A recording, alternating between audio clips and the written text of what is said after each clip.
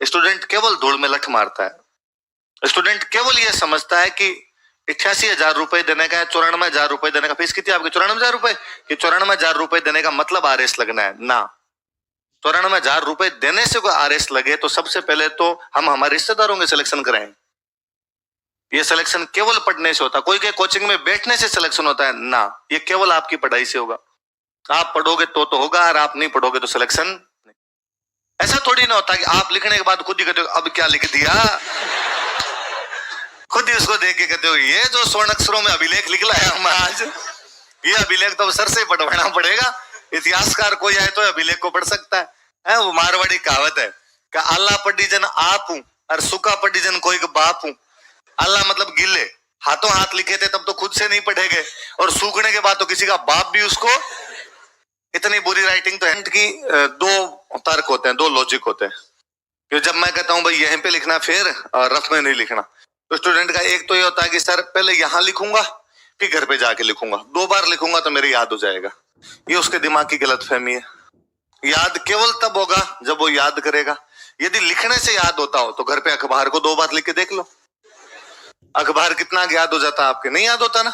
इसका मतलब याद तब होता है क्योंकि आप क्लास में बैठते हैं, याद तब होता है क्योंकि आप 2 घंटे तक सुनते हैं, देखते हैं, पढ़ते हैं, याद तब होता है कि आप घर पे जाके उनका वापस रिवीजन करते हैं। एक दूसरा लॉजिक ये होता है कि सर यहां पर मेरी राइटिंग खराब हो जाती है लिखने से, तो वो घर पे भी नहीं सुधरने, है ना। जिंदगी के 20-22 साल ले लिए, अब जो राइटिंग थी जैसी थी वो वैसी ही रहनी है, अब उसमें कोई सुधार नहीं आना।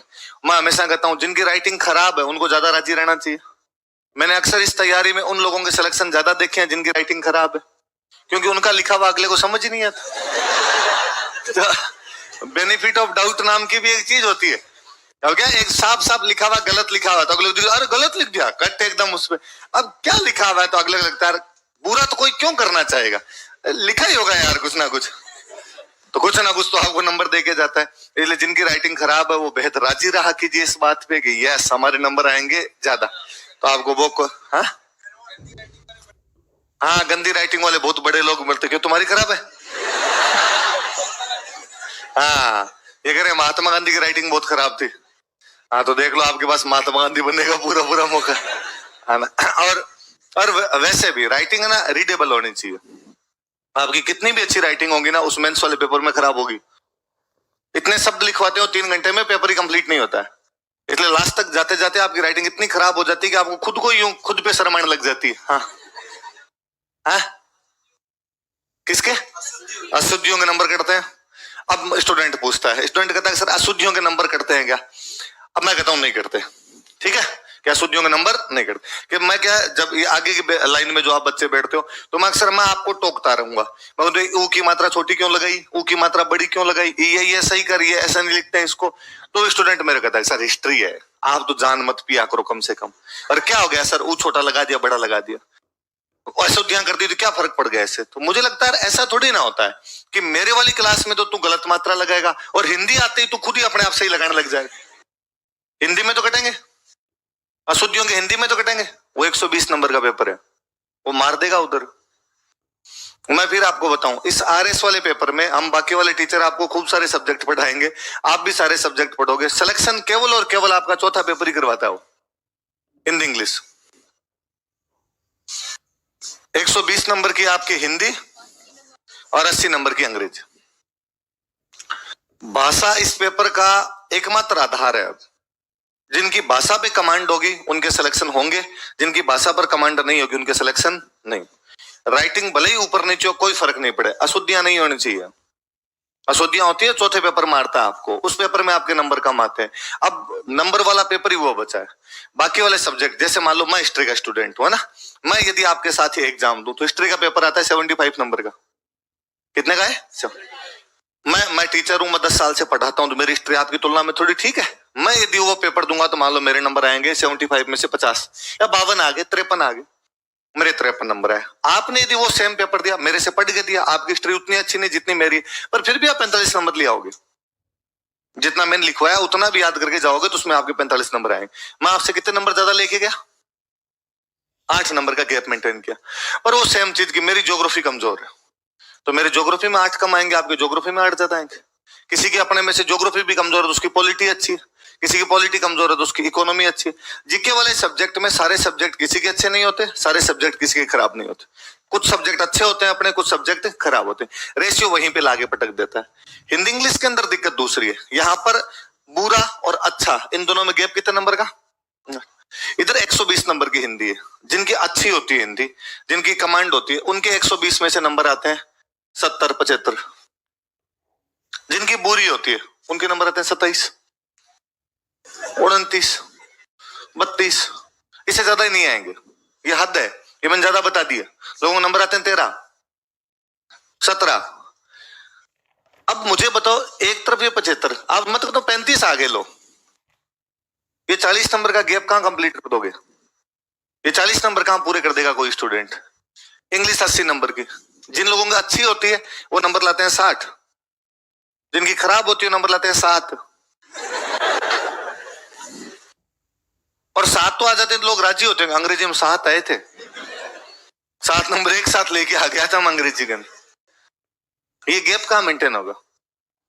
वो इस बार अपने यहां से सिलेक्ट है पद्मा चौधरी मैम है ना, एसडीएम है। उनके इस हिंदी इंग्लिश वाले पेपर के अंदर नंबर आए 150। 200 में से कितने नंबर है? 148 नंबर है उनके। 148 का मतलब है हिंदी में भी अच्छे नंबर और अंग्रेजी में भी अच्छे नंबर। मेरे एक रूममेट है, वो फेल हो गए है ना, उनका सिलेक्शन नहीं हुआ, इंटरव्यू कॉल ही नहीं हुआ उनका। इंटरव्यू कॉल में वो 2-1 नंबर से चुके, शायद 344 कट ऑफ गई थी इंटरव्यू के लिए, उनके 341, 3 नंबर कम रह गए। तो हमने कहा अरे यार एकदम पास में जाके अटक गए आप, किसमें कौन से सब्जेक्ट में कम नंबर रहे होंगे? तो पहले उन्होंने कहा यार मेरा थोड़ा पबेड बिगड़ गया था, पबेड में कम आए होंगे। यार साइंस वाला इतना अच्छा नहीं लिख पाए थे, साइंस वाले में नंबर कम आए होंगे। मार्कशीट आई, मार्कशीट आई, तब मैंने उनसे पूछा मार्कशीट आने के बाद कि क्या था, कहाँ रह गया, कहाँ सुधार करने की आवश्यकता है? तो उन्होंने कहा ठीक ही थे, तीनों पेपर में अच्छे नंबर थे, फर्स्ट सेकंड थर्ड। तो कहाँ कम रह गए? चौथे पेपर में 65 नंबर है, 200 में से 65। तो उन्होंने मुझे कहा कि यार ये जिन मैम का सिलेक्शन हुआ है ना, इनके और मेरे बाकी 3 पेपर में बराबर है, पर चौथे में मेरे से उनके 80 नंबर ज्यादा है। एक पेपर में कितने नंबर ज्यादा है? अब यदि बाकी 3 में मैं 10-10 ज्यादा भी लाता हूं उनसे, तो भी मेरे से 50 तो ज्यादा रहते हैं। इस एक पेपर को कहां कंपीट किया जा सकता है? हमें तो हमेशा लगता है कि इस आरएस की तैयारी में स्टूडेंट को और कुछ पढ़ना ही नहीं चाहिए, वो केवल हिंदी इंग्लिश पढ़े। मुझे तो यह भी हमेशा लगता है कि हम ये क्लास में शुरुआत में हिस्ट्री और ज्योग्राफी क्यों पढ़ाते हैं? हमें पढ़ाने हिंदी इंग्लिश चाहिए। हिंदी इंग्लिश से बेस शुरू किया जाए, हिस्ट्री ज्योग्राफी लास्ट में थोड़ी बीच से छिड़क दी जाएंगे, पढ़ लेना रहता है। आए तो ठीक है, नहीं आए तो ठीक। पर समस्या है, ये मार्केट है। इस मार्केट में मैं कहूं ये बैच आपका हिंदी से शुरू कर दिया जाए, इंग्लिश से शुरू कर दिया जाए, आपको लगेगा पढ़ा तो रहे नहीं, जीके तो हमें पढ़ाया नहीं, गंदा है पर धंधा है ये। सिंपल सा लॉजिक है इसका। हम जानते हैं कि इस मार्केट में पैसे कैसे कमाए जा सकते हैं। हमें लगता है ये सब्जेक्ट पढ़ाएंगे स्टूडेंट को लगेगा नहीं, जीके पढ़ाइए मुझे, इसलिए वो आ जाएगा अपने पास। प्री में हिस्ट्री हम खूब पढ़ाते हैं कि भाई प्री के अंदर हिस्ट्री के क्वेश्चन भी आते हैं, दोनों तीनों हिस्ट्री मिला मुलू के 10-1 क्वेश्चन आए भी जाते हैं। मेंस वाले जब बैच बनते हैं तो मेंस वाले जो इस बार बैच था आरपीसी ने कहा 3 महीने के अंदर ही हम तो आपका क्या ले लेंगे, मेंस। अब आप सोचो यार, जो कोर्स हम आपको 18 महीने में कराते हैं वो कोर्स 3 महीने में कैसे करवाया जा सकता है किसी को भी? तो कहा कि भाई जो सब्जेक्ट ज्यादा काम के हैं वो करवा दो, जो सब्जेक्ट कम काम के हैं वो मत करवाओ। तो कहा सबसे कम काम का कौन सा? कहा हिस्ट्री, क्योंकि हिस्ट्री प्री में खूब पढ़ा हुआ है, स्टूडेंट का प्री में पढ़ा हुआ है, तो जितना प्री में पढ़ा उससे काम चल जाएगा। लेकिन पबेड प्री में आता ही नहीं तो मेंस में पढ़े, एथिक्स प्री में आता ही नहीं तो मेंस में पढ़े, आईआर प्री में आता ही नहीं तो मेंस में पढ़, हिंदी इंग्लिश प्री में नहीं आते तो मेंस के अंदर पढ़। तो हमने मेंस वाले टॉपिक बच्चों को करवाए। इसलिए इस बार जब मेंस वो ये जो मेंस वाले टॉपिक थे वो मेंस वाली क्लास में करवाए, तो मेरी क्लास लगाई नहीं। भाई क्लास लगाओ मत आप, तो लास्ट में जा तो अब डेली बच्चे आके कि भाई उनके पबेड हो गई, उनके एथिक्स हो गई, उनके इकोनॉमी हो गई, उनके साइकोलॉजी हो गई, सोशियोलॉजी हो गई, जो छोटे मोटे जितने सब्जेक्ट वो सारे चल रहे, धनाधन चले एकदम, हिंदी इंग्लिश चल रही, उनके टेस्ट चल रहे, उनमें रिवीजन क्लासें चल रही। हिस्ट्री का हम नाम ही नहीं ले रहे, क्योंकि हमें पता था कि पढ़ा देंगे तो भी 75 में से नंबर आने 50, और नहीं भी पढ़ाएंगे ना तो ही 40 नंबर ले आएंगे। प्री में इतना पढ़ावा रहता है बच्चे की कि कुछ ना कुछ तो लिख ही लेगा यार, उसमें कोई दिक्कत ज्यादा नहीं आएगी। उसके बावजूद डेली बच्चों की डेलीगेशन आते, हिस्ट्री नहीं करवा रहे, हिस्ट्री कब कराओगे सर, हिस्ट्री क्यों नहीं करवा रहे? अरे क्या करेगा करके, वो जितनी पढ़ी हुई उससे ही काम पड़ जाएगा। इसलिए मैं आपको पहले दिन भी कह रहा था कि ये तमाम लोग जानते हैं क्या पढ़ना है। हम में से बहुत सारे लोग ये नहीं जानते क्या नहीं पढ़ना है। कोचिंग केवल यही बताती है क्या पढ़ना है। ये तो मैं कहता हूँ, तो कई बार बच्चे मेरे से आके पूछते हैं सर बुक कौन सी पढ़े। मुझे लगता है मैं तो जानता ही नहीं बुक कौन सी पढ़े, क्योंकि मैंने तो खुद नहीं कभी कोई बुक नहीं पढ़ी। दिलीप सर के नोट्स पढ़े, नोट्स पढ़ के मैंने पढ़ा लिया और उससे अपनी दुकानदारी चल रही है, तो इधर उधर माथा पच्ची करने की आवश्यकता ही नहीं पड़ी कभी। मेरे से ज्यादा अच्छा तो बुक कौन सी पढ़े नोट्स सबकी दुकान वाले बता दे, या टोंक फटक पे किसी दुकान वाले को जाके पूछो कि बुक कौन सी पढ़े, वो बताएगा कि यार आजकल ये ज्यादा चल रही है, इसका मतलब मार्केट में इसको ज्यादा पढ़ रहे हैं, इसका मतलब ज्यादा अच्छी होगी इसलिए आप भी वो पढ़ लो। पर क्या नहीं पढ़ना है ये वो नहीं जानता कोई। ये कोचिंग ही बताती है ढंग से कि भाई फालतू में इधर उधर चीजों में माथा पच्ची करने की आवश्यकता नहीं। इसलिए आप भी ये अशुद्धियों वाली बात कि सर अशुद्धियों से क्या होता है, अरे इंग्लिश में मर जाओगे, सिलेक्शन ही नहीं होगा। कितनी हिस्ट्री पॉलिटी इकोनॉमी ज्योग्राफी पढ़ के जाओगे, उधर नंबर आने जरूरी है ना।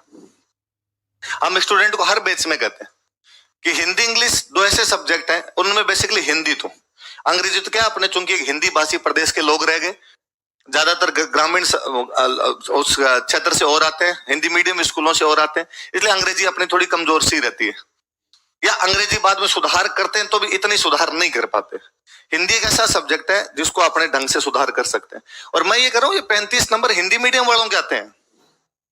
इंग्लिश मीडियम वाला फिर भी हिंदी में ठीक लाता है, क्योंकि वो मेहनत करता है, उसको लगता है मेरे को आती नहीं है तो मेरे को सुधार करने की आवश्यकता है, वो ढंग से पढ़ता है। हिंदी मीडियम वाला इसको इतना वो लेता है कि यार ये तो आती है हिंदी का, तो अब क्या ही पढ़ना है, और उसके नंबर ये 35 और 27 आते हैं बाद में।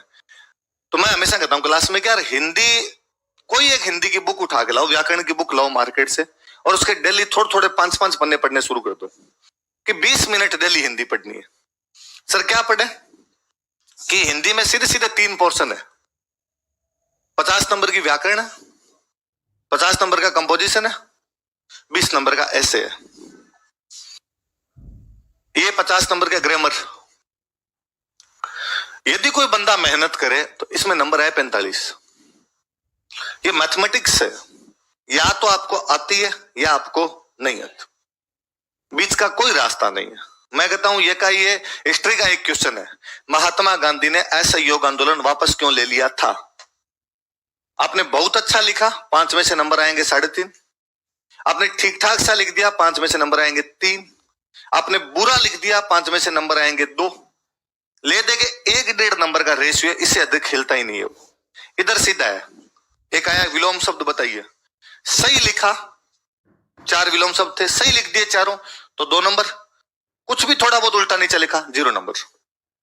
ये मैथमेटिक्स वाली सी बात है कि सत्य का विलोम शब्द क्या होता है, असत्य। असत्य लिखोगे तभी उसमें आधा नंबर आएगा। आपने कहा सत्य, सत्य का मतलब सच, सच का उल्टा हो जाएगा झूठ, आपने झूठ लिखा 0 नंबर, कोई नंबर नहीं देगा। पर्यायवाची लिखे, 4 पर्यायवाची सही से लिख दिए तब तो वो नंबर मिल जाएगा आपको, यदि 4 पर्यायवाची नहीं लिखे तो वो नंबर आपको नहीं मिले। यदि कोई थोड़ी मेहनत करे टाबर कि डेली विलोम शब्द याद करेगी, और कुछ नहीं करना, मैं डेली 10 विलोम शब्द याद करूंगा, याद करके मैं मेरे साथ वाले को सुना दूंगा, 10 पर्यायवाची याद कर लूंगा, मैं तो 6-7 महीने में पूरी ग्रामर तैयार हो जाए। पर ये कोई नहीं करता, हम कह के मर जाते हैं स्टूडेंट को। अब वो सोचता है हिंदी की जब क्लास लगेगी तब मैं पढ़ूंगा। मैं इतने साल का मेरा एक्सपीरियंस कहता है कि हिंदी वाले सर के पास पढ़ाने के लिए केवल एक चीज होती है, संधि। अब यहां पढ़ाएंगे तब देख लेना, यहां के अलावा और कहीं जाके पढ़ के देख लेना आप कि हिंदी वाले सर संधि के अलावा क्या पढ़ा सकते हैं। और उन सर की क्या गलती है, क्या विलोम शब्द किसी को पढ़ाए जा सकते हैं, क्या पर्यायवाची कोई किसी को याद करवा सकता है, मुहावरे लोकोक्तियां याद करवाई जा सकती है, शब्द युग्म या वाक्यांश के लिए एक शब्द 1 वर्ड जिसको आप बोलते हो वो किसी को बताए जा सकते हैं। केवल खुद करने की चीज होती है, पर स्टूडेंट नहीं करता। स्टूडेंट सोचता है ये सर लास्ट में कर लेंगे, लास्ट में कर लेंगे, लास्ट में वो इतना भारी भरकम सा बोझ लगता है उसको कि वो छोड़ ही देता है इसको। यदि कोई यहाँ 45 नंबर लाए, 50 में से 45 छोड़ो मत कर लो, 40 लाए, अभी तक उसके पास में 70 नंबर का पेपर हो रहा है। कितने नंबर का पेपर है, आधे पर्दे भी आएंगे ना तो 35 आ जाएंगे। 75 नंबर खूब है, अच्छे नंबर माने जाते हैं कि आप 120 में से 75 नंबर लेके। ये कंपोजिशन है, कंपोजिशन का मतलब लेटर राइटिंग कैसे करनी है आपको, मेमोरेंडम देना है तो वो कैसे देना है, निविदाएं जो सरकार की छपती है वो किस, टेंडर जो छपते हैं सरकार के वो किस प्रकार छपते हैं, ये पूरा सरकारी काम है। ये ड्राफ्ट है, पूरा आपको ड्राफ्ट बताएंगे, यहाँ पे ये लिखना, यहाँ पे ये लिखना, यहाँ पे कोमा लगाना है, यहाँ पे नंबर लिखना है, यहाँ पे सीरियल नंबर लिखना है, यहाँ पे साइन करना है, यहाँ पे डेजिग्नेशन लिखना है, यहाँ पे नाम लिखना है, पूरा एक एक चीज बताई जाएगी। जिसने वो चीजें फॉलो कर ली उसके तो यहाँ भी 50 में से 40 नंबर है। नहीं भी फॉलो तो ये का वो सीधा सीधा है। यदि कोमा भी गलत लगाए तो नंबर कटेगा। आप सीरियल नंबर भी सही नहीं लिखे तो आपके वो नंबर कटेगा। 20 नंबर कहती है ऐसे राइटिंग। यहां पर आप जरूर कह सकते हो कि किसी के बहुत ज्यादा आ जाए किसी कम आ जाए, पर ये पोर्शन इतना छोटा सा होता है कि ज्यादा डिफरेंस हो ही नहीं सकता। इसे मान लो मेरी भाषा बहुत अच्छी है, मैं करंट का भी ध्यान रखता हूं, तो मैं दो ऐसे आते हैं, 10-10 नंबर के दो ऐसे आएंगे, मैंने दोनों ऐसे लिखे तो मेरे नंबर आगे 12। अब ठीक ठाक से काम चलाऊ से लिखे, ऐसे तो लिखते आते हैं, तीसरी क्लास से ऐसे लिखना शुरू कर देते हैं, उस टाइप का भी ऐसे लिखोगे ना तो भी नंबर आगे 5।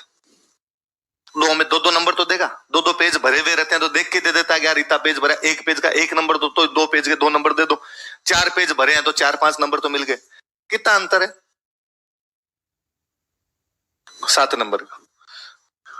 इधर यदि नहीं होगा ना तो ये जो मैंने 40-40 नंबर बताए आपको 80, ये नंबर घट के बाद में 30 पे आते हैं, ये नंबर घट के बाद 20-25 इस प्रकार के नंबर आ जाते हैं। फिर इधर अब 4-5 एक इधर आते हैं, 30 एक नंबर उधर, 35 नंबर आ जाते हैं। 120 में से 35 नंबर लेके बैठे रहते हैं। इसलिए आप भी ये कीजिए, हालांकि नहीं करोगे ये मैं पक्की गारंटी देता हूं आपको कि चीजें नहीं होती है। जितना आसान इस तैयारी को माना जाता है उतना है नहीं भाई। हम हमेशा कहते हैं कि कोई स्टूडेंट आके पूछता है सिलेक्शन के लिए क्या करना चाहिए, मैं कुछ ही नहीं करना, तो खाली नोट्स पढ़ ले, खाली नोट्स, इनके अलावा कुछ ही नहीं पढ़ना और हर मंडे को टेस्ट दे देना। पर स्टूडेंट को इन दो बातों पे कतई विश्वास नहीं होता। स्टूडेंट एक तो नोट्स वाली बात पे तो स्टूडेंट मन ही मन हंसता है और उसको लगता है सर के खुद के नोट्स है ना इसलिए अपनी पढ़ाई कर रहे हैं, और बाकी किताबें तो पढ़नी पड़ती है, बिना बुक्स के तो कुछ हो ही नहीं सकता। फिर स्टूडेंट को बाहर एक आधे भैया और मिल जाते हैं इस टाइप के, जो भैया और कहते हैं नोट से पार नहीं पड़ती, तपना पड़ता है तपना। ये आरएस की तैयारी है भाई साहब। ऐसे नोट से सिलेक्शन हो तो कोई अधिकारी लग जाए, एक तो ऐसे भाई साहब से दूर रहे। ऐसे भाई साहब जो भी गए तपना पड़ता है, उनको कहे हीटर लेके ऊपर बैठ, तप तू ढंग से तप इसके ऊपर। लोग कहते हैं कि नोट से सिलेक्शन नहीं होता, मैं तो कहता हूं आपको जितने नोट्स लिखाए जाएंगे ना, आप ऐसे सिंगल आदमी, अपनी पूरी क्लास भरी हुई है अंतिम तक, एक सिंगल आदमी मुझे सारे नोट्स याद करके दिखा देना। कोई एक सारे छोड़ो रे तुम, तो एक रजिस्टर आगे कर देना कि पूरा याद है। 18 महीने चलती है कोचिंग, 36 रजिस्टर भरेंगे, कैसे याद हो सकते हैं वो?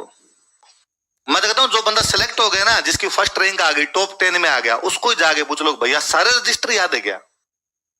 एक सिंगल आदमी है कहते कोचिंग वाले नोट्स का 70% भी जिसको याद हो जाता है उनके सिलेक्शन हो जाते हैं। 70% भी याद नहीं होता है, इतना भी किसी के याद हो जाए उसका सिलेक्शन हो जाता है।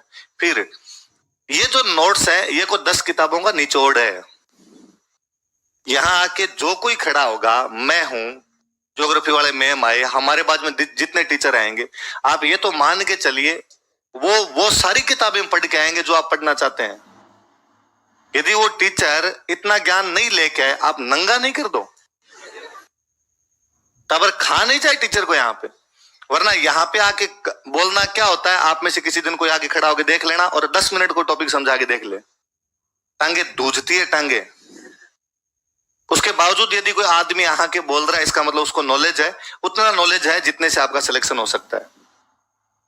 ज्यादा नहीं पर उतना जरूर है जितने से आपका सिलेक्शन हो जाए, जितनी आपके पार पड़ जाए उतना नॉलेज है। मैंने उस दिन ही कहा था कि मुझे हिस्ट्री नहीं आती, पर मुझे हिस्ट्री में वो चीजें आती है जो आरपीसी पूछती है। मुझे हिस्ट्री में वो तरीके आते हैं जिनसे बच्चे की हिस्ट्री याद हो जाती है और जो सवाल वहां पे पूछ लिए जाते हैं। बाकी हिस्ट्री लंबा छोटा सब्जेक्ट है यार, कैसे आ सकती है? मैं मेरी पूरी जिंदगी बिता दूंगा तो हिस्ट्री नहीं आएगी।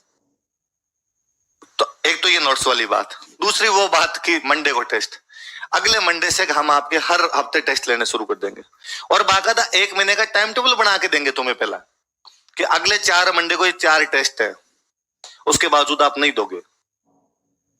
मैं आज साइन करवा लूं आपसे और मैं शर्तियां लगा लूं इस बात पे कि आप में से कोई भी आदमी, एक सिंगल आदमी ये नहीं कह पाएगा मैंने सारे टेस्ट दिए। टेस्ट देना बहुत टफ काम है। स्टूडेंट शुरू में आता है तब ये छड़ियां खाता है भयंकर तरीके से। स्टूडेंट जब वहां एडमिशन लेता है तब तो उसकी बातें अलग होती है। जब एडमिशन लेता है तब वहां पूछता है कि टेस्ट वेस्ट लेते हो कि नहीं लेते हो। कितने दिनों में लेते हो? और ये जो तुम्हारे पढ़ाते हैं इनको भी कुछ आता है कि नहीं आता है? कॉपियां कौन चेक करेगा? अच्छा, ये चेक करेंगे इनके खुद के सिलेक्शन हुए थे कि नहीं हुए थे? अलग ही प्रकार की दुनिया के अंदर रहता है वहां पर स्टूडेंट। टेस्ट होने लगते हैं, जब पहला टेस्ट होता है हम घोषणा करते हैं इस मंडे को हम आपके मेवाड़ का पूरा टेस्ट लेंगे, केवल मेवाड़ का टेस्ट होगा, ऑब्जेक्टिव टेस्ट होगा। हाँ सर देंगे। क्लास में मान लो आप बच्चे बैठे हो 400 500 जितने बच्चे 400 बच्चे बैठे हो मान लो आप, तो हम टेस्ट सीरीज वालों को कहते भाई 400 पेपर छपवा लेना, फलाना पीसीएम 3 नाम का बेचा उसमें मेवाड़ का अपने टेस्ट लेना। पहले टेस्ट के अंदर सारे आते हैं, 400 नहीं तो 400 में 380 जरूर आएंगे। 20 बच्चे वैसे होंगे जो कहेंगे सर लेट एडमिशन हुआ था, हमने तो पूरा पढ़ा ही नहीं था, तो क्या करें देखे, चल ठीक है तूने नहीं दिया। अब दूसरा तीसरे टेस्ट है, ये संख्या घटने लगती है। दूसरे तीसरे टेस्ट में बाद में वैसे होता है कि हमने पेपर छपवाए 400, ओएमआर सीट जब बांटी क्लास के अंदर तो हमारी ओएमआर सीट बच्चे बंटी यहाँ पे 350। इसका मतलब 50 तो गोल मार गए, 50 तो टेस्ट देने ही नहीं है। अब वो 350 में से हमारे पास वापस जब हमने कॉपियां कलेक्ट की तब हमें पता चला हमारे पास में 320, मतलब 30 लोग ओएमआर लेके अपने घर पे चले। उनको पेपर देते टाइम ये ब्रह्म ज्ञान हुआ कि दुनिया ये महफिल काम की तो नहीं है। अच्छा, हमारे पास 320 कॉपियां आई, वो कॉपियां जब हम चेक करके और नंबर चढ़ाने लगे तब हमें पता चला कि उन 320 में से 20 कॉपियों पर नाम बड़े अजीब से हैं। उन पे नाम लिखे नील आर्मस्ट्रांग, अलाउद्दीन खिलजी, मोहम्मद बिन तुगलक, रानी पद्मिनी, हरिया देवी, है ना, वहां पर ऐसे नाम है। अब हम बाद में क्लास में यूं बताते हैं, अब ज्यादातर कई बार हम कर देते हैं कि टॉप 5 कौन है उनके नाम बता देते हैं और लास्ट 5 कौन है उनके नाम बता दे। लास्ट 5 के नाम है अलाउद्दीन खिलजी, डोनाल्ड ट्रंप, मोहम्मद बिन तुगलक। अब क्लास में सारे कि मोहम्मद बिन तुगलक कौन है जिसकी लास्ट रैंक है, लास्ट रैंक वाला मोहम्मद बिन तुगलक कौन है, मोहम्मद बिन तुगलक कौन है। और मोहम्मद बिन तुगलक मन ही मन सोचेगा मैं हूं, मेरे आए सर ये जो सबसे कम में आए। प्रवेश, प्रवेश कौन है अपने क्लास में? प्रवेश बेरवा कोई है? प्रवेश तुझे बुला रहे हैं ऑफिस के अंदर, तो टेस्ट नहीं दे पाओगे। मैं जब शुरुआत की क्लास में ये बात करता हूँ, मेरी होती है बदकिस्मती से शुरुआती क्लास से मेरी लगती है इसलिए ऐसे भाषण मेरे को देने पड़ते हैं। मैं जब ये भाषण देता हूँ स्टूडेंट समवेत सवर में कहते हैं, आप सारे बैठे हो तो आप सोच रहे हो सर हम बताएंगे आपको सारी टेस्ट देंगे। अब क्या इसमें जैसे 3 क्लासरूम चलते, 3 क्लासरूम अपने आपका चल रहा होगा बैच, ऊपर दूसरा बैच चल रहा होगा, तीसरा चल रहा होगा। तो अब जैसे आज मंडे नहीं, आज तो मंडे नहीं है, आज तो क्या हो गया राइट, मंडे को जैसे टेस्ट होगा तो अलग अलग बैच में अलग अलग टाइमिंग में टेस्ट होता है। हम टाइमिंग भी बता के रखते हैं कि भाई इस टाइम में आपका टेस्ट है, इस टाइम में आपकी क्लास होगी। जैसे 3 अभी आपके 2 क्लास होती है, 2 क्लास होती है तो बता दिया भाई एक तो क्लास होगी एक टेस्ट हो जाएगा, या 3 क्लास होती है तो 2 क्लास हो जाएगी एक टेस्ट हो जाएगा, पूरा पहले से सेट करके रखते हैं। तो कई बार जैसे होता है मान लो ऊपर वाला जो रूम है उसमें 5 से 7 टेस्ट लेना है, तो मैं 5 से 7 आपकी क्लास लेने के लिए आ रहा हूँ, उनका 5 से 7 टेस्ट होना है। तो उस बैच के बच्चे मुझे सीडीओ में मिलेंगे बैग लिए हुए, टेस्ट नहीं देना उनको घर जाना है। अब वो मेरे से मिलेंगे मैं उनसे मिलूंगा, एक दूसरे की तरफ देख के मुस्कुराएंगे। मुझे भी पता है ये टेस्ट नहीं दे रहा, उसको भी पता है मैं टेस्ट नहीं दे रहा। कई बार मैं पूछ लेता हूँ किधर, सर हाँ बोलो क्या है सर के, क्या है सर वो आज तैयारी नहीं थी, पिछले कितने टेस्ट दिए हैं वो भी उसको पता नहीं होता। तो वो तो मैं कोई पुराने बैच के स्टूडेंट होते हैं उनको अक्सर मैं कहता हूँ, मैं मंडे को एक बार क्लास लेने जाता हूँ, क्लास थोड़ी खाली दिखती है, क्या हो रहा है आज क्लास खाली कैसे है, इतने में कोई ना कोई बोल जाता है कि सर मंडे है तो मंडे को तो क्लास खाली। तो मैं उनको हंसता रहता हूँ कि यार तुम हमारा एक काम कर सकते हो। हाँ सर कर देंगे, क्या काम करना है भाई। जो नए बैच शुरू होते हैं ना इन बच्चों को तुम समझाया करो, नए बैच शुरू होते हैं तो उसमें बच्चों की क्वेरी बहुत होती है यार, कॉपी कौन चेक करेगा, टेस्ट कौन लेगा। तुम उनको जाके समझा दो थोड़ा कि नहीं दिए जाएंगे, क्यों फालतू में माथा खा रहा है, टेस्ट अपने से इतने ही दिए जाएंगे जितने ही लेंगे, वो तो बहुत ज्यादा टेस्ट होंगे, दिए नहीं जाते, आप भी नहीं देंगे। यदि आप दे लेंगे, मैं यदि आप मेरे को गलत साबित कर देते हैं तो मैं शायद सबसे खुश इंसान होऊंगा दुनिया का, जो इस बात पर राजी होऊंगा कि यार स्टूडेंट ने मेरे को गलत साबित कर दिया और फलाने बैच के स्टूडेंट ने कहा कि सर हम सारे टेस्ट देंगे, आप भले कितना ही कर दो हम आपको झूठा साबित कर देंगे और एक भी टेस्ट नहीं छोड़ेंगे। घर वाले आते हैं हमारे पास, घर वाले कहते हैं हमारे बच्चे का ध्यान रखना। ध्यान तो कहाँ रखे इस भीड़ में, ध्यान तो आज रखा जाए कल रखा जाए। हम घर वालों को हमेशा कहते हैं कि ध्यान रखने की आवश्यकता ही नहीं है, आप तो केवल एक काम कर लेना, हर मंडे को हम लेते हैं टेस्ट, उस टेस्ट की हम लगाते हैं बाकायदा मार्कशीट लगाते हैं किसके कितने नंबर है। आप तो इसको यह कह दिया करो कि हर मंडे को फोटो खींच के भेज दे कि टेस्ट में कितने नंबर है, आप खुद ही डोल देख लेना। यदि इसके टेस्ट में नंबर आ रहे हैं तब तो पढ़ रहा है, यदि टेस्ट में नंबर नहीं आ रहे हैं तो फिर क्या तो हम ध्यान दें कि आप ध्यान दो। तो इसलिए यदि आप भी ये दो बातें मान लेंगे कि सर हम हिंदी इंग्लिश पढ़ लेंगे, हम नोट्स बहुत ढंग से याद कर लेंगे और हम टेस्ट दे देंगे तीसरी बात, वो 12-25 है, मान लोगे? पक्का? अभी मरे मरे से कह रहे हो अगर सर आपने कह दिया तो आप सच्ची बोल रहे हो? आप झूठ कैसे बोल सकते हो? नहीं दे सकते तो नहीं दे सकते, गुरु को झूठा साबित हमें नहीं कर रहे। हम सर आपके साथ खड़े हैं और हम टेस्ट नहीं देंगे। हाँ, तो अब कई बार लोग पूछते हैं कि भाई स्प्रिंग बोर्ड में सिलेक्शन ज्यादा क्यों हो जाते हैं, बाकी जगह सिलेक्शन। मैं कहता हूं एकमात्र ही टेस्ट है कि 18 महीने का बैच चला, 18 महीने के बैच में हर महीने में 4 वीक हो गए, 4 मंडे आ गए, 18 चौके 72, 72 टेस्ट इस दौरान देता है। मगर 72 नहीं हुए, छुट्टियां वुट्टियां काट दी उसकी, 60 टेस्ट तो हुए, 60 टेस्ट दिए उसने। अब उसके बाद बैच खत्म हुआ, अब उसके बाद प्री की वैकेंसी आ गई। प्री की वैकेंसी आ गई तो हम बच्चों को वापस कहते हैं भाई जिनके बैच कंप्लीट हो गए वो आओ वापस टेस्ट दो अपने, और कुछ नहीं करना। हफ्ते में 2 हफ्ते में 1-2, वो प्री की वैकेंसी तक वापस टेस्ट देता है। अब प्री खत्म हो गया, उसके बाद आता है मेंस। मेंस जब तक मेंस नहीं होगा तुम वापस आगे टेस्ट दो। क्लास में टेस्ट लिए, मेंस के अंदर टेस्ट लिए, इससे होता कुछ ही नहीं। कई बार कोई स्टूडेंट कहता तो अच्छा सर अपने टेस्ट सीरीज में से क्वेश्चन आता है ना, एक ही नहीं आता, नहीं आएगा। होता क्या, ऑब्जेक्टिव टेस्ट आप जितने ज्यादा ऑब्जेक्टिव टेस्ट देते हैं उतना ही किसी सब्जेक्ट पे कमांड बढ़ती है। किसी सब्जेक्ट को तैयार करने का सबसे अच्छा तरीका है उसके ऑब्जेक्टिव क्वेश्चन निकाले जाएं। पर स्टूडेंट यहाँ ठीक उल्टा करता है। हर स्टूडेंट को तीसरे दिन ही ये पूछना होता है कि आंसर कैसे लिखूं। अरे आंसर तब लिखा जाएगा जब पढ़ेगा। ऑब्जेक्टिव तो तब तैयार होना चाहिए कि सब्जेक्टिव अपने आप ही हो जाए। प्री पास करेगा तब मेंस आएगा। पर ये पता नहीं किसने रीत डाल दी कि हर तीसरे चौथे दिन स्टूडेंट आएगा। सर राइटिंग प्रैक्टिस नहीं करवा रहे आप। राइटिंग प्रैक्टिस तब होती है जब दिमाग के अंदर ज्ञान जाता है। ज्ञान जाएगा तब तो बहेगा अपने आप लिखते टाइम।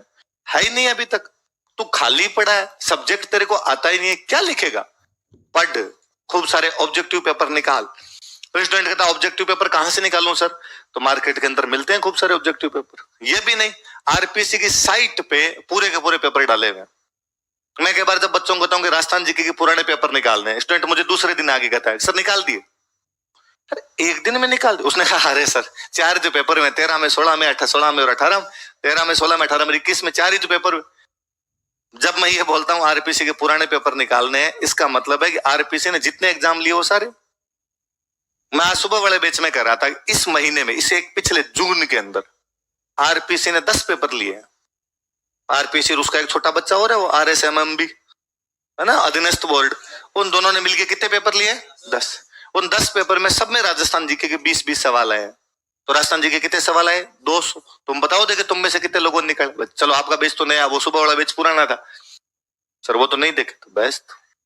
फिर आपको क्या पता कि आजकल क्वेश्चन का ट्रेंड क्या चल रहा है? आपको कैसे पता चलेगा कि कौन से पोर्शन से क्वेश्चन आते हैं, कौन से नहीं आते हैं? स्टूडेंट केवल धूल में लठ मारता है। स्टूडेंट केवल ये समझता है कि 88,000 रुपए देने का है, 94,000 रुपए देने का। फीस कितनी आपकी? 94,000 रुपए। कि 94,000 रुपए देने का मतलब आरएस लगना है ना? 94,000 रुपए देने से कोई आरएस लगे तो सबसे पहले तो हम हमारे रिश्तेदारों के सिलेक्शन कराएं। ये सिलेक्शन केवल पढ़ने से होता, कोई के कोचिंग में बैठने से सिलेक्शन होता है ना, ये केवल आपकी पढ़ाई से होगा। आप पढ़ोगे तो होगा, और आप नहीं पढ़ोगे तो सिलेक्शन नहीं। कोचिंग ये बता सकती है कि भाई कहां कहां गलतियां होती है, इन गलतियों को दूर कर लो, कहां कहां अपनी कमियां, इन कमियों को दूर कर लिया जाए। अशुद्धियां कहां गए हो भैया? हाँ, समझ में आई बात? तू ऐसे कैसे कर सकता है कि हिस्ट्री में तो अशुद्धियां करे, हिंदी में ना करे? वो तो हिंदी में भी होगी, क्यों ना उनको हिस्ट्री से सुधार लिया जाए, तो वहां पर भी नहीं आएगी। राइटिंग रीडेबल होनी चाहिए, जो आप खुद पढ़ लो। और मुझे हमेशा लगता है कि इतनी बुरी किसी की राइटिंग नहीं होती खुद ही ना पढ़ सके।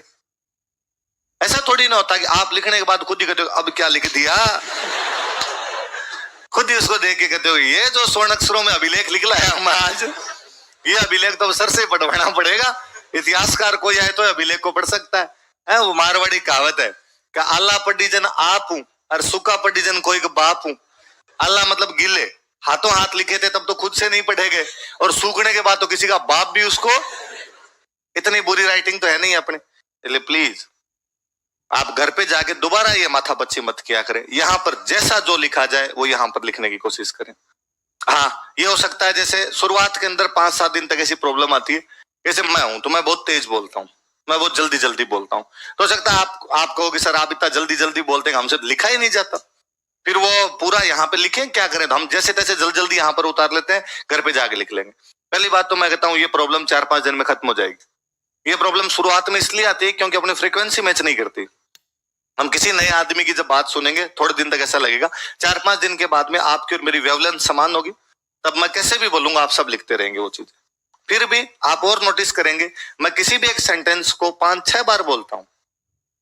ये 2 बार हिंदी में, 2 बार अंग्रेजी में, 2 क्या 3-3 बार हिंदी अंग्रेजी में हो ही जाता है कि 3 बार हिंदी में, 3 बार अंग्रेजी के अंदर, तो 6 बार सेंटेंस हुआ। इसलिए यदि आप एक बार चूक जाते हो, आप दोबारा लाइन आती है वहां पर लिख लीजिए। आप दूसरी बार में छूट गए, आप तीसरी बार आती है तब लिख लीजिए। मैं कहता हूँ 6 बार में भी नहीं लिखा गया, पड़ोसी के देख लो। पड़ोसी के भी नहीं देख सकते आप, तो क्लास में खड़े हो जाया करो, सर रुको वापस बताओ। ऐसा आपके साथ कभी नहीं होगा कि आपको स्प्रिंग बोर्ड में कोई ये कह दे कि नहीं तेरे को वापस में बोलूंगा नहीं। मास्टर का काम यही है, आपने इसी चीज के रुपए दिए, आपको वापस बता दिया जाएगा, और ये आपको बोलना ही पड़ेगा। फिर वो मारवाड़ी वाली कहावत है कि भाई जो शर्म करेंगे जिनने की शर्म और उनके फूटे कर्म। तो ये शर्म करने की भी अपने को कोई आवश्यकता नहीं कि मैं क्लास में खड़ा हूँ और कैसे पूछूं, क्यों पूछूं। ये अपना घर जैसा है, इसके अंदर सब एक जैसे हैं, जितना आपको आता है उतना ही दूसरों को आता है, इसलिए पूछ लिया जाना चाहिए। पूछने में किसी बात की शर्म नहीं की जानी चाहिए। तो बहस तो आप पूछ लेंगे तो मैं 7वीं क्या 8वीं 9वीं बार भी बोल दूंगा, क्या फर्क पड़ जाएगा, एक लाइन को 2 बार और बोल देंगे तो। पर लिखना यही है, जो लिखा जाए यहीं पे लिखना है। हो सके जितना रजिस्टर ऐसा लेके ना इसमें लाइंस नहीं हो, विदाउट लाइन वाले जो रजिस्टर होते हैं, ये जो रजिस्टर होते हैं ये इस प्रकार ये वाले लेके आए, इनमें नोट्स हमेशा अच्छे बनते हैं। हो सके तो ये जो एक पेज होता है, इस एक पन्ने में ज्यादा से ज्यादा 12 लाइनें लिखे। हालांकि आप 29 लिखते हैं, मैं समझता हूं आपकी बात, तो आपको पापा के पैसे बचाने हैं। अब होता है आप इसमें लाइनें लिखते हैं 29, फिर घर पे जाके आप लेंस लगा के तो देखते हैं। नोट्स हमेशा ऐसे होते हैं कि दूर पड़े रहे हैं, हमें दिखे हैं। नोट्स पढ़ने के होते नहीं, पढ़ाई तो यहीं करोगे तुम 2 घंटे, नोट्स देखने के होते हैं कि देख लिए जाए, देख के चीजें अपने आप में याद हो जाए। डेली ये कोशिश की जाए कि पिछले 3 दिन का डेली पढ़ के जाना है। स्टूडेंट एक ये गलती करता है, जैसे मैंने मान लो पहले दिन पढ़ाया जंप स्टोर्ड, स्टूडेंट पहले दिन घर पे जाके जंप स्टोर्ड पढ़ता है, नया नया जोश भी होता है उसके अंदर, तो पहले दिन जाते पूरा जंप स्टोर्ड याद कर लेता। अगले दिन मैं पूछता हूँ मैं राजी कि मैंने अच्छा पढ़ा है इसलिए स्टूडेंट को याद हो गया, स्टूडेंट राजी कि मैंने सब कुछ पढ़ लिया मेरे याद है। अगले दिन मैंने बापा राहुल और अल्लट पढ़ा है, स्टूडेंट ने अगले दिन वो पढ़े जाके, मैं आके बापा राहुल अल्लट पूछता हूँ, स्टूडेंट के वो याद हो गए, दोनों राजी पक्ष है। अगले दिन मैंने 3 राजा और पढ़ा दिए, स्टूडेंट ने वो याद कर ली। अगले दिन मैंने 4 राजा और पढ़ा दिए, स्टूडेंट ने वो याद कर ली। पर चौथे दिन उसको लगता है कि जंप स्टोर्ड की किताब कौन सी है। फिर वो आगे कहता है कि सर आगे आगे तो पढ़ते हैं, पीछे पीछे। ऐसा सबके साथ होता है, आपको केवल आपके साथ होता है नहीं, कितना भी इंटेलिजेंट बंदा होगा उसके साथ ही होगा। इसका एकमात्र तरीका है कि पहले दिन जंप स्टोर्ड पढ़ाया वो याद किया, दूसरे दिन जब बापा राहुल वाला पढ़ाया तो घर पे जाके पहले जंप स्टोर्ड याद किया, फिर बापा राहुल याद किया। तीसरे दिन मान लो आज मैं 2 राजा और पढ़ा दूं, तो पहले जाके जंप स्टोर्ड बापा राहुल याद किया, फिर याद किया। 3-4 दिन तक लगातार, पीछे 3 दिन का शुरू किया जाए। बाद में जैसे चौथे दिन हो तो जंप स्टोर्ड वाला छोड़ दो, बाद में दूसरा तीसरा चौथे दिन वाला याद कर लो। 5वें दिन हो तो तीसरे चौथे 5वें दिन वाला याद कर लो। इसमें आप किसी एक चैप्टर को 3 बार पढ़ लेंगे, फिर तो क्या भूल जाएंगे। पर आप एक बार पढ़ के उस दिन याद करके अगले दिन उसको वापस रिवाइज नहीं करना चाहते, ये वाला अपना। और ऐसा केवल इसमें नहीं करें, राजस्थान जीके में ना करें, ऐसा ज्योग्राफी में भी कर ले। मैं दिल्ली आके आपने 3 दिन हो गए देखते हुए कि मैंने कल मैं आया था तो मैंने जंप स्टोर्ड वाला पूछा था, आज मैं आया हूं तो आपके वापस मैंने बापा राहुल जंप स्टोर्ड वाला पूछा है। आप यकीन मानिए मैं महीने 1.5 महीने तक जब तक पढ़ाऊंगा मैं डेली पिछले 3 दिन का आगे पूछूंगा आपसे। और ऐसा मैं नहीं करूंगा, ऐसा तमाम लोग करेंगे, जितने टीचर आएंगे वो सारे लोग करेंगे। मुझे और लगता है कि स्प्रिंग बोर्ड की यूएसपी क्या है कि स्प्रिंग बोर्ड में बच्चों को क्यों याद हो जाता है, क्यों सिलेक्शन हो जाते हैं कि ये 15 मिनट, वरना दुनिया के सारे मास्टर हिस्ट्री एक जैसी पढ़ाते हैं। मैं यदि ये दावा करूं कि मैं हिस्ट्री सबसे अच्छी पढ़ाता हूं तो ये खोखला दावा है, इस प्रकार की कोई बात नहीं। पर मैं आके आपको याद करवा लेता हूं, मैं आपसे पूछ लेता हूं, मैं आपकी समस्याएं समझता हूं, उन समस्याओं को इजी तरीके से दूर कर देता हूं, बस इतना ही। आप और देखोगे कि जब कोचिंग पूरी हो जाएगी या थोड़े दिन आप पढ़ लोगे तब आप और देखोगे कि क्लास का सबसे अच्छा भाग यही है कि जब शुरुआत वाले 15 मिनट आपसे पूछा जाता है। मैं कहूं यदि कोई टीचर आके आपको ना पूछे सीधा पढ़ाने की कोशिश करे, आप रोकना उसको। आप उन टीचर को कहना कि नहीं सर पहले पूछो 3 दिन वाला फिर पढ़ाना। टीचर कह सकता है अरे 15 मिनट खराब हो जाएंगे, इतने में मैं 2 चैप्टर और 2 पेज और भरवा दूं कि कोई बात। 18 महीने वाला बैच 19 महीने भी चल जाएगा ना आपकी सेहत पे फर्क पड़े ना कोचिंग की सेहत पे फर्क पड़े। पर यदि 18 महीने वाला बैच 19 महीने चल जाता है, 1 महीना एक्स्ट्रा लग जाता है, फिर आपको यदि याद हो जाते हैं उसके मजे अलग है। इसलिए चीजें याद रहनी चाहिए, बाकी फिर कोई मतलब नहीं। यूं पढ़ना हो तो फिर घर पे भी नोट्स पढ़े, पढ़ना हो तो फिर सब एक जैसा ही पढ़ाते, फिर यहीं पे क्यों आया जाए, यहाँ पे ज्यादा फीस क्यों भरी जाए, और किसी तरीके से पढ़ लिया जाए। भले बड़ी बात। तो यदि कोई टीचर आके यदि ना पूछे तो आप कहना कि नहीं सर, पहले रुको, पहले हमें पिछले 2-3 दिन वाला याद कराओ, या पिछले 2 दिन वाला कम से कम पूछो, उसके बाद आगे बढ़ाओ। जागो ग्राहक। ये तो प्री वाला एग्जाम, फिर उसके बाद में मेंस, उसके बाद में इंटरव्यू वाला तो बहुत लेट सेक्शन है, पहले तो 2 तो पास हो अपने भाई, पहले प्री और बाद में क्या। कई बार क्लास में बच्चों को कहते हैं कि आज हम तुम्हारे टॉपर्स की क्लास लगाएंगे, मोटिवेशनल क्लास होगी, कि बीच में बच्चों को भाई मोटिवेशन डाउन हो रहा है, चलो किसी टॉपर को बुलाते हैं, इस बार जिनकी रैंक आई थी उनको बुलाते हैं, वो आपको पढ़ा के जाएंगे। फिर कोई टॉपर आता है, वो कहता है हाँ लो मेरे से आप सवाल पूछिए, क्या पूछेंगे, और कोई बच्चा खड़ा होकर बड़ा फिलोसॉफिकल अंदाज में पूछता है, तो इंटरव्यू के लिए कैसे पढ़ना चाहिए। अरे अपने प्री देना है अभी भाई रे, पहले प्री देंगे, फिर मेंस देंगे, फिर कहां पहुंचेंगे, अपने इंटरव्यू तक पहुंचेंगे, पर फिर भी अपने इसकी भी बात कर ही लेंगे। अच्छा, प्री वाला जब आप एग्जाम देखते हैं तो इसमें 150 क्वेश्चन 200 नंबर के, कितने क्वेश्चन 150 क्वेश्चन आएंगे, कितने नंबर के आएंगे 200। अच्छा, कई बार स्टूडेंट पूछता है सर क्या क्या आएगा इसमें, सब कुछ आएगा जो आज दिन तक पढ़ा है। आरपीसी ने सिलेबस ऐसा बना रखा है कि आरपीसी खुद के नहीं समझ में आ रहा है क्या क्या डाल गई वो इसके अंदर। बेसिकली 5 बड़े सब्जेक्ट हैं, हिस्ट्री, पॉलिटी, इकोनॉमी, ज्योग्राफी और साइंस। कौन कौन से 5 बड़े सब्जेक्ट हैं, हिस्ट्री, पॉलिटी, इकोनॉमी, ज्योग्राफी और ये 5 बड़े सब्जेक्ट हैं। इन सब में मान लो Rajasthan, history, polity, economy, geography, science ये सब्जेक्ट, इन सब में राजस्थान का पोर्शन और ऐड कर लो, है ना, मतलब स्पेशल आपको राजस्थान वाला पोर्शन साथ के अंदर और पढ़ना पड़ेगा। 2 सब्जेक्ट और पढ़ने, मैथ्स और रीजनिंग। क्या पढ़ने, मैथ्स और रीजनिंग, राजस्थान वाला पोर्शन, मैथ्स, रीजनिंग, और एक आपके करंट, क्या पढ़नी है, करंट वाली चीजें पढ़नी है। अच्छा, राजस्थान वाला पोर्शन का मतलब है हिस्ट्री में राजस्थान की हिस्ट्री, पॉलिटी में राजस्थान की पॉलिटी, ज्योग्राफी में राजस्थान की ज्योग्राफी, इकोनॉमी में राजस्थान की इकोनॉमी और साइंस में राजस्थान की साइंस।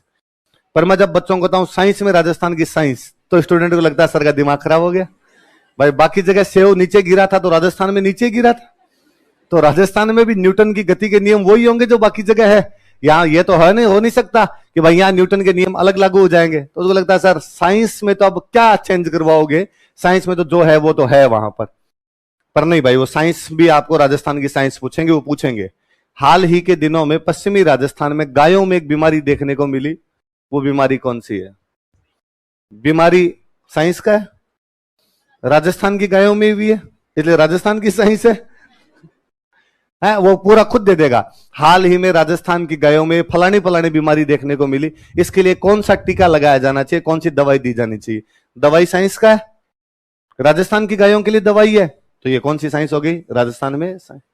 वो और पूछ लेगा कोई, हाल ही में राजस्थान में मूंग की फसल में इस प्रकार का एक खरपतवार दिखाई दिया था, ये खरपतवार कौन सा है जो उस फसल को नष्ट कर रहा है, फसल या ये बीमारियां टाइप की जो भी चीज, ये भी साइंस का है, पौधे वनस्पति वगैरह, पौधों के अंदर कोई रोग हो रहा है तो वो भी किसका है, साइंस का, तो राजस्थान की साइंस आ गई। तो इस प्रकार के करंट से रिलेटेड जो क्वेश्चन होते हैं वो फिर साइंस के अंदर लेके आ जाते हैं वो लोग, पर पूछते हैं, वो प्रयास करते हैं कि भाई राजस्थान के क्वेश्चन ज्यादा पूछे जाएं।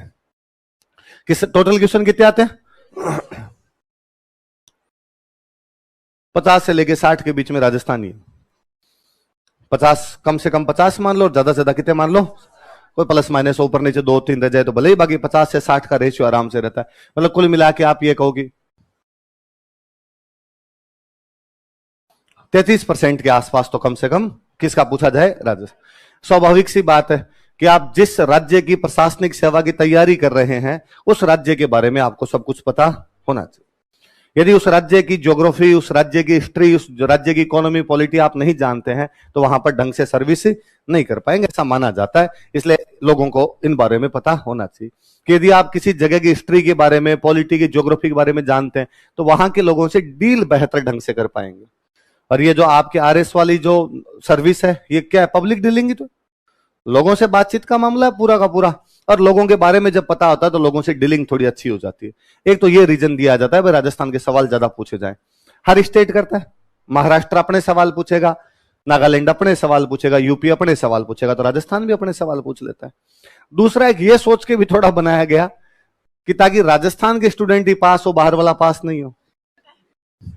ये वाला भी थोड़ा सा भाव रखा गया कि यार छत्रवाद वाला भाव है, पर यह भाव भी इसलिए आ गया था अपने कि अपने यहां पे 2003 तक लगभग आरएस की तैयारी को लेकर इतना क्रेज होता ही नहीं था, है ना। कम ही लोग आरएस लगा करते थे। मैं क्लास में कई बार बताता हूं कि आज के 15-20 साल पहले किसी आदमी को पूछा होता कि तू कभी किसी आरएस से मिला है क्या, तो वो जिंदगी में मिलता ही नहीं था, उसने कभी जिंदा आरएस देखा ही नहीं था। भाई गांव में उसकी जिंदगी गुजर गई, गांव में उसने पटवारी ग्राम से उससे बढ़ के कोई अधिकारी देखा नहीं था।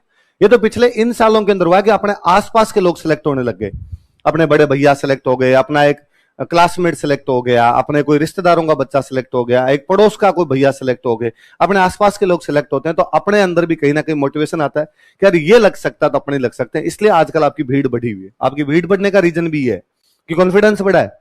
अब हर आदमी को लगता है कि मैं कर सकता हूं। पहले लोगों को लगता था नहीं यार ये कोई दूसरी चीज, अपने बस की बात है नहीं, अपने पटवारी ग्राम से मार साहब तक देख लें वो ठीक है, यहां वाला अपना नहीं देखा जाना चाहिए। तो अपने लोग तैयारी का रुझान ही कम था। यूपी बिहार साइड में रुझान शुरू से था, ये ट्रेंड था थोड़ा सा कि यूपी बिहार के लोग आईएएस की तैयारी खूब सारे लोग करते थे। और वो जब आईएएस की तैयारी करते तो तैयारी तो होती थी, साथ में वो आरएस का फॉर्म भी भर देते। तो अपने यहां पर भी खूब सारे कौन लग जाया करते थे, यूपी बिहार के। 2003 के बाद में आरपीसी को लगाया, थोड़ा मामला तो गड़बड़ है और अब मामले को थोड़ा सुधारा जाना चाहिए। अपने एक चेयरमैन बने थे सीआर चौधरी, है ना, नागौर से बाद में जो एमपी रहे थे, पिछली जो मोदी गवर्नमेंट थी इसके अंदर मिनिस्टर रहे थे। तो सीआर चौधरी सर जब चेयरमैन बने तो उन्होंने कहा कि यार ये जो अपना प्री वाला पेपर आता है इसमें राजस्थान के क्वेश्चन ज्यादा पूछ लो, अपने क्वेश्चन ज्यादा पूछ लो, ताकि अपने बच्चे सिलेक्ट होंगे, बाहर वाले बच्चों को वो क्वेश्चन आएंगे नहीं। और क्वेश्चन एकदम टिपिकल वैसे पूछना शुरू कर दिए। पाबू जी के घोड़े का नाम क्या था, है ना, रामदेव जी के घोड़े का नाम क्या था।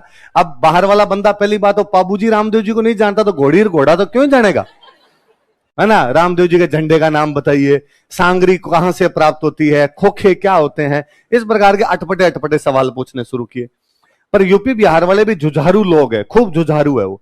उन्होंने कोई अपनी एक किताब उठाई और अपने लोक देवता सारे याद करके, अपने राजा महाराजा लोक देवता उन्होंने सब याद कर लिए। उनका पूछिए, अब पूछिए, हम सारे सवालों के जवाब देंगे आपके। तो आरपीसी को लगा यार इन्होंने तो याद कर लिया, तो आरपीसी ने बाद में ज्योग्राफी पूछनी शुरू कर दी। और ज्योग्राफी वैसे एक तो है कि राजस्थान की सबसे ऊंची चोटी बताइए, तब तो गुरु शिखर कोई बता दे। फिर आरपीसी ने पूछा कि राजस्थान की तीसरी सबसे ऊंची चोटी बताइए, मतलब तेरे को तीनों पता होनी चाहिए। अब वो वाले सवालों में अटकने शुरू हुए। तो ये थोड़ा इसलिए भी था कि यार कम से कम उन लोगों को थोड़ा सा बाहर रखा जा सके। अभी भी आप देखिए आरपीसी ट्रेंड भी चेंज करती, कोई टाइम में हिस्ट्री कल्चर ही जीके हुआ करती कि राजस्थान जीके का मतलब है राजा महाराजा के सवाल पूछ लिए, देवी देवता के सवाल पूछ लिए, बस राजस्थान खत्म। बीच में कई साल तक हुआ कि नहीं ये उद्योग खनिज ये पूछो, तो एक शीशा दस्ता कहां से निकलता है, टंगस्टन कहां से निकलता है, ये आरपीसी के फेवरेट सवाल हो गए थे। आजकल आरपीसी का ट्रेंड है ना पॉलिटी की तरफ खूब है। पहले राजस्थान वाले पॉलिटी के क्वेश्चन तो आते ही नहीं थे, आजकल पॉलिटी क्वेश्चन इतने अटपटे आते हैं कि राजस्थान वालों को ही नहीं आते।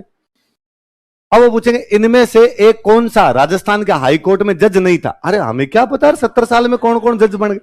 पर ऐसे 2-4 डरावने क्वेश्चन आरपीसी और देती है ताकि बाहर वाले डर जाए पूरी तरीके से। और वो तो मैं कई बार बताता हूं, मैं 2012 का प्रीलिम्स देने के लिए गया हुआ, मेरी तैयारी तब तक ठीक हो चुकी थी, उससे पहले मैं मेंस वेंस लिख चुका था। तो मुझे था यार कॉन्फिडेंस था कि तैयारी अच्छी है। उस टाइम हमारे क्या 2 पेपर हुआ करते प्री में, आपके तो एक पेपर होता है, एक पेपर होता है सब्जेक्ट का, एक पेपर होता है जीके का। तो हम पूरा हमारा जो पूरा ध्यान था, हमारा जो सारा जोर हुआ करता वो पूरा का पूरा सब्जेक्ट पे लगाते। जैसे मेरा हिस्ट्री सब्जेक्ट था, तो मैं ये सोच के जाता अगर हिस्ट्री में 100 में से 80-85 करके आऊंगा, ताकि जीके में मेरे 40-45 भी हो जाएंगे तो ठीक है, मैं प्री पास कर जाऊंगा। पॉलिटिकल साइंस वाला सोचता कि पॉलिटिकल साइंस में कर लूंगा, ज्योग्राफी वाला सोचता मैं ज्योग्राफी में कर लूंगा। पहले पेपर होता जीके का, बाद में पेपर होता हिस्ट्री का, सब्जेक्ट का पेपर होता।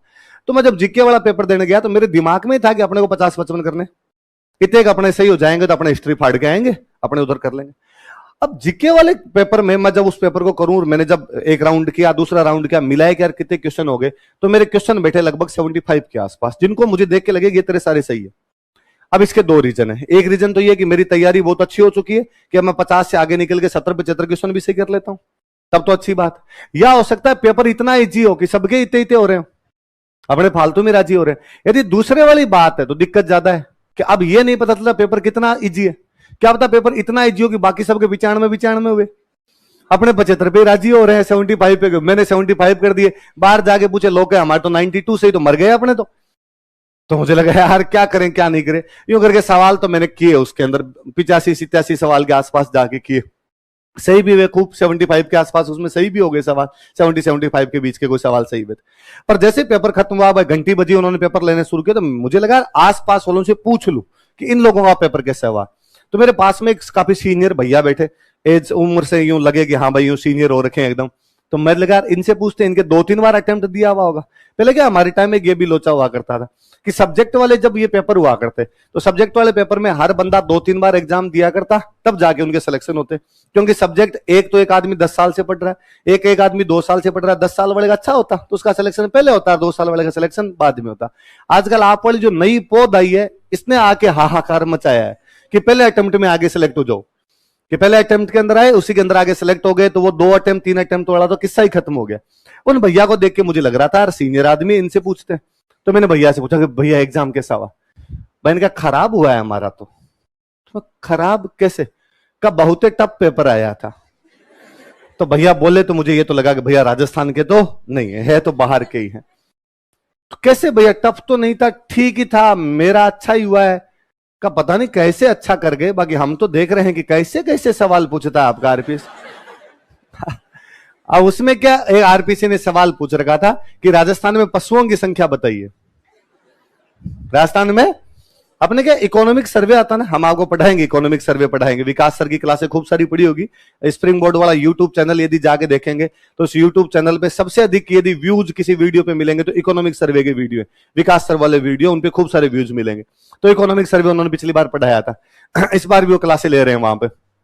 तो इकोनॉमिक सर्वे में एक चैप्टर आएगा पशुपालन, और पशुपालन वाले चैप्टर की पहली लाइन है कि राजस्थान में पशुओं की संख्या इतनी है। आरपीसी ने वहां से कॉपी पेस्ट करके पूछ लिया, राजस्थान में पशुओं की संख्या बताई। हालांकि मैंने भी वो अटेम्प्ट नहीं किया था वो सवाल, कि मैं वो चैप्टर इतना कोई पढ़ के नहीं गया, संख्या एग्जैक्टली याद नहीं थी। मुझे लगा तुक्का लगाएंगे, फालतू में गलत हो जाएगा, छोड़, अपने जब इतने सारे सही हो रहे थे छोड़ भी देंगे तो कोई फर्क ही नहीं पड़ेगा। तो वो मुझे भी नहीं आ रहा था, लेकिन उन भैया का था। मैं नहीं भैया ऐसा तो कोई टफ सवाल नहीं पूछा, कैसे आपको कौन सा टफ लगा? का देखिए हम आपका पूरा राजस्थान पढ़ के आए थे, और हम पढ़ के आए थे कौन सा भेड़ तुम्हारा ज्यादा ऊन देता है, कौन सा गाय तुम्हारा ज्यादा दूध देता है, तुम्हारा गाय किधर है, तुम्हारा घोड़ा किधर है, सब कुछ पढ़ के आए थे। पर तुम पूछ रहे हो पशुओं का संख्या बताए, तो क्या घर घर जाके गिन के आए तुम्हारे? ऐसे कैसे कर सकता है तुम्हारा आरपीएससी? मैंने उन भैया के सामने तुम्हें क्या ही बोलता, पर मैं मन ही मन राजी हुआ और मुझे लगा थैंक यू आरपीएससी। अगली बार यदि कोई यूपी बिहार का बच्चा ये फॉर्म भरेगा, उससे पहले भैया ही डरा देंगे, मत भरिए, उधर मवेशियों का संख्या पूछ लेते हैं। तो मैं आरपीएससी ये वाला काम थोड़ा ठीक कर रही है, डरा तो ठीक रही है। तो इसलिए भी है कि भाई राजस्थान के सवाल थोड़े ज्यादा पूछ ले जाएं, ताकि बाहर वाले लोगों को थोड़ा सा डिमोरलाइज कर लिया जाए। पर भाई यूपी बिहार वाले खूब ही जुझारू है, उसके बावजूद सारा पढ़ पुढ़ा के भी एग्जाम देते हैं। अब भी खूब सारे लोग अपना एग्जाम क्रैक करते हैं। उल्टे अपने कोई आदमी बाहर का एग्जाम देता ही नहीं। अपने वाला संतोषी जीव है कि आरएस की वैकेंसी आ गई, ठीक है इसको दे लेंगे, नहीं पटवारी ग्राम सेवक एसएससी को दूसरा दे लेंगे, बाकी किसी एग्जाम को देने के बारे में इतना ज्यादा सोचते नहीं। कि एक तो कारण रहता है, एक तो थोड़ा भाषा वाला बैरियर रहता है कि अपना एग्जाम पंजाब वाले भी दे लेते हैं, पर अपने पंजाब का एग्जाम नहीं दे पाते, क्योंकि वहां पर एग्जाम वही दे पाएगा जिनकी पंजाबी भाषा आती हो। गुजरात वाले अपना एग्जाम दे लेते हैं, अपने गुजरात का नहीं दे पाते, क्योंकि वहां गुजराती भाषा वाला इश्यू है। ले दे के अपने पास एग्जाम बचा यूपी बिहार वाले एग्जाम देते, फिर अपने लगता है यार वो खुद ही अभी ते पढ़ पुढ़ा रहे हैं, तो अपने जाके क्या करेंगे, तो अपने उधर जाते भी नहीं। तो प्री वाला तो मामला है ये कि प्री वाले के अंदर 50-60 क्वेश्चन किसके आएंगे, अपने राजस्थान जी। ये बात बताने के पीछे एक कारण ये भी है कि जैसे इस बार जो मेरिट गई थी, वो मेरिट गई थी 85 नंबर। कितने नंबर गई? 200 में से जिस बच्चे के 85 नंबर हुए थे, वो बच्चा प्री पास था। 85 नंबर वाला क्या था? Pre pass. यदि आप इसका परसेंटेज देखेंगे कि 200 में से 85 नंबर कितना हुआ, तो ये परसेंटेज होता 43, 42.5 ही होता, मतलब 43% मान लो कि जिस बच्चे ने 43% भी स्कोर कर लिया, वो बच्चा क्या हो जाएगा? प्री में पास हो जाए। लगभग कितने क्वेश्चन के आसपास बैठेंगे? तो लगभग ये 65 क्वेश्चन के आसपास यदि किसी बच्चे के सही हो गए तो उसके नंबर आ जाएंगे, तो 85 के आसपास नंबर आ जाएंगे, और वो बच्चा क्या कर लेगा? Pre pass. जिस एग्जाम में 65 क्वेश्चन पे कोई पास हो जाता हो, उस एग्जाम में 60 क्वेश्चन एक ही सब्जेक्ट के आते हैं, तब ये मायने रखता है कि वो सब्जेक्ट कितना महत्वपूर्ण है।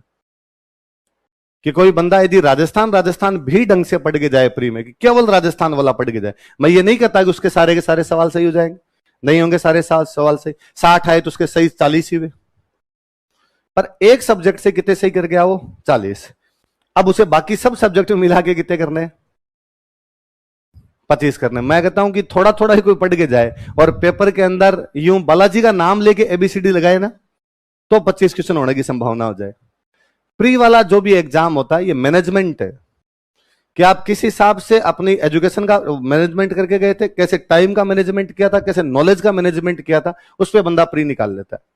तो ज्यादा पढ़ने की आवश्यकता नहीं। कई बार आप कई बच्चों को देखेंगे वो भयंकर पढ़ते हैं, भयंकर पढ़ते हैं। कई बार टावर मेरे को आकर हैं सर 15 घंटे पढ़ रहा हूं। मुझे लगता है क्यों पढ़ रहा है, नहीं पढ़ना इतना। कोई कोई आगे कहता है कि मैं सर 3 घंटे ही सो पा रहा हूं, मैं 3 घंटे ज्यादा नींद नहीं लेता हूं। तो मैं थोड़े दिनों पागल हो जाएगा। क्यों सोना है 3 घंटे? कम से कम 7 घंटे नींद लेनी है, हर हालत में ही लेनी है। उससे कम तो कतई नहीं होना चाहिए। और किसी चीज में कंप्रोमाइज कर लेना, नींद में नहीं करना। 7 घंटे नींद आनी चाहिए और इस उम्र में तो पक्की आनी चाहिए। वो बुढ़ापा तो है नहीं कि नींद आ ही नहीं रही, आप 2:30 बजे उठ के बैठ जाते हैं। तो नींद आनी चाहिए यार। और फिर सारा दिन पढ़े हो, आपने मेहनत भी की है, तो पक्की नींद आ जानी चाहिए। तो ज्यादा पढ़ने की आवश्यकता नहीं होती। वो स्मार्ट स्टडी वाला सा मामला है कि कैसे पढ़ना, कितना पढ़ना, वो सब देखना जरूरी होता है। तो राजस्थान जी के थोड़ा ज्यादा ही पूछते हैं। बाकी वाले सारे सवाल हमने पढ़े भाई 60 यदि इसके आ जाते हैं तो 90 सवाल और बचे।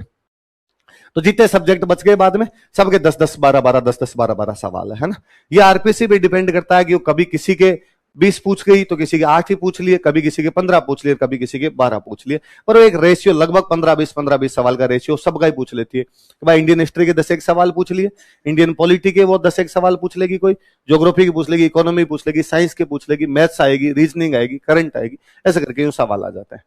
तो ये तो प्री वाला सा मैटर रहता है। प्री में केवल 85 नंबर जिसके आगे वो मेंस दिलेगा। ये लाइन टच है कबड्डी का, कि कबड्डी में आप लाइन टच करके वापस जा सकते हैं, आपको आउट नहीं माना जाएगा, बस इतना है। 85 नंबर लेके आ वो भी प्री पास है। जिसके 95 आएंगे वो भी मेंस लिखेगा, और 105 आएंगे वो भी क्या लिखेगा, मेंस। ये नहीं है कि भाई यदि प्री में मेरिट तो गई थी 85, या मान लो मत कहता हूं इस बार मेरिट बढ़ जाए, 5 नंबर बढ़ जाए, 90 चली जाए, और किसी बच्चे के आगे 120, तो ऐसा तो है नहीं कि आरपीसी उसके पास डायरेक्ट कुमकुम पत्री भेज देगी कि आप तो डायरेक्ट इंटरव्यू देने आ जाओ, मेंस तो क्या ही लें आपका, क्योंकि हमारी मेरिट तो 90 जा रही थी और आपके कितने आगे 120। उस बच्चे से भी क्या लिखवाएगी आरपीसी, पहले मेंस।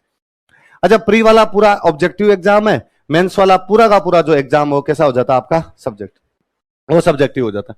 अच्छा, इसमें क्या सब्जेक्ट आएंगे कि ये 5 तो ही, हिस्ट्री, पॉलिटी, इकोनॉमी, ज्योग्राफी और साइंस, और इनमें इंक्लूडिंग इनका राजस्थान, इसमें तो कोई हेर फेर ही नहीं है। तो है 4 बड़े सब्जेक्ट जुड़ेंगे आपके यहां पर आके। एक आएगा हिंदी, एक आएगा इंग्लिश, एक आपका पबेड, और एक आपका एथिक्स। ये 4 बड़े सब्जेक्ट जुड़ेंगे। 6 छोटे छोटे सब्जेक्ट जुड़ेंगे। जैसे इसके अंदर आएगा कोई लॉ, कोई साइकोलॉजी, सोशियोलॉजी, ऑडिटिंग, मैनेजमेंट, और एक रह गया आपका योगा एंड स्पोर्ट्स। ये करके 6 छोटे छोटे सब्जेक्ट और जुड़ जाएंगे। इधर कमी क्या आएगी, मैथ्स रीजनिंग हट जाएगी। प्री के अंदर मैथ्स रीजनिंग आएगी और मेंस के अंदर मैथ्स रीजनिंग हट जाएगी। मैं जैसे ये कहता हूं मैथ्स रीजनिंग हट जाएगी, कई बच्चे बड़े सुकून की सांस लेते हैं।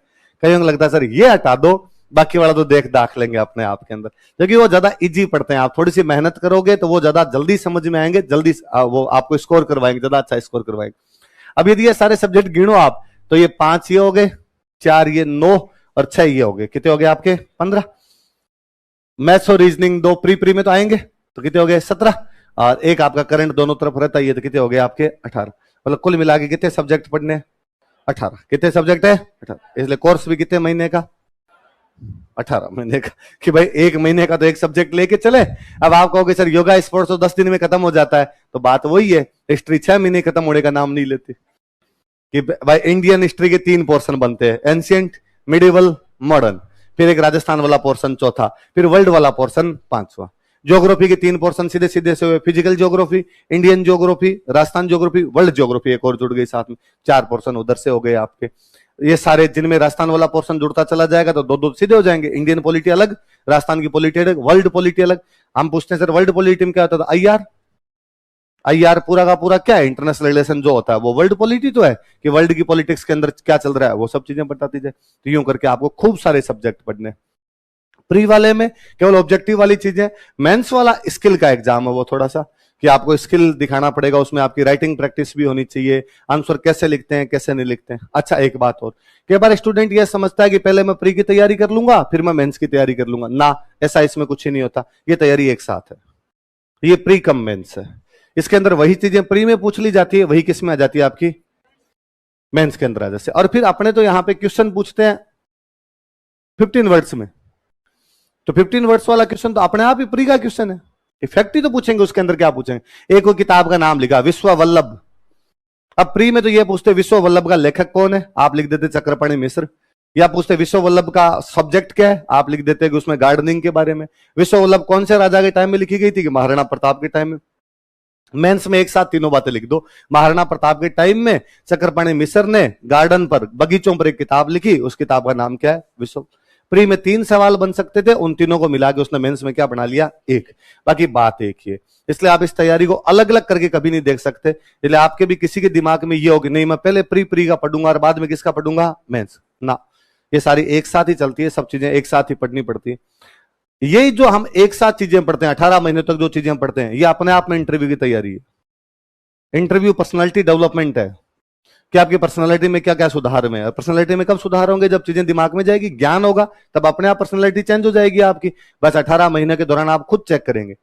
आप आज आपके जो विचार है, आप 18 महीने बाद यहां से निकलो, 18 छोड़ो, आप तो 3-4 महीने बाद ही अपने खुद के विचार बदलते हुए देखेंगे। और आपको लगेगा यार मैं 3-4 महीने पहले कुछ अलग सोचता था और आजकल मैं कुछ अलग सोचता हूं। पहले किसी चीज को देखने का नजरिया, पर्सपेक्टिव मेरा अलग था, आजकल चीजों को देखने का मेरा पर्सपेक्टिव अलग। तो पूरी तरीके से वो ही चेंज हो जाएगा आपके। ये जो भी आप में चेंज आएंगे, ये आपके पर्सनालिटी का डेवलपमेंट हो रहा है। आप खुद देख लेंगे थोड़े दिनों के अंदर आपके अंदर चीजें चेंज होने लग जाएगी। और यही इस अपने वाली तैयारी का और बाकी वाली तैयारियों में अंतर है। मुझे कई बार लगता है भाई मैं खुद ही कहता हूं कि वैसे में राजस्थान जीके के 60 सवाल आएंगे, राजस्थान जीके इंपोर्टेंट है।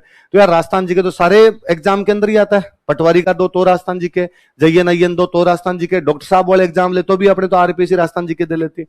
या ये जो बच्चे टीचर्स वाली तैयारी करते हैं, ये भी तो राजस्थान जीके पढ़ते हैं। फिर अपने वाले में उनमें अंतर क्या है, अपने वाले में वो पर्सपेक्टिव का अंतर है। वो केवल फैक्ट याद करते हैं, फलाना युद्ध कब हुआ था, अपने ये देखते हैं युद्ध क्यों हुआ, इसके परिणाम क्या निकले। अपने वाली तैयारी आपके विचार बनाती है, उन तैयारियों में विचार नहीं बनते। उन तैयारियों में केवल है कि आपने चीजें ग्रहण कर ली और वहां पे जाके आउटपुट दे के आगे, सीधा सीधा क्वेश्चन करके आगे। यहां पर आपके ये है कि चीजों को समझने का प्रयास करते हैं, इसके पीछे क्या रीजन रहे थे, इसके बाद में क्या कॉन्सिक्वेंस निकले थे, वो सब चीजें अपने वाली तैयारी है। आई बात समझ।